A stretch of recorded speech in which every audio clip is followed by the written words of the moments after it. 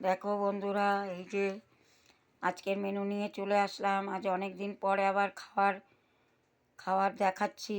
রান্না ছিলাম না, মেয়ের বাড়ি গেছিলাম।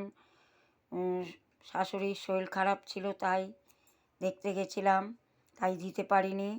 এই দেখো, দই পটল বানিয়েছি। এই হচ্ছে চাটনি, আমের চাটনি বানিয়েছি খেজুর টেজুর দিয়ে। আর এই হচ্ছে ভাত। আর আজকে এই যে পেঁপে ভাতে দিয়েছি, এই দেখো, পেঁপে ভাতে ভাত আর এই চাটনি আর এই দই পটল। বন্ধুরা, তোমরা সব কেমন আছো? আমি ভালো আছি, তোমরাও ভালো আছো আশা করি। এখন একটু বৃষ্টি হচ্ছে, ঠান্ডা লাগছে একটু একটু। যদি ভালো লাগে তোমাদের এই রান্নাটা, তাহলে সাবস্ক্রাইব করো, লাইক করো। তোমাদের যদি ভালো লাগে। আর কি বলবো, এখানেই রাখছি ভিডিওটা।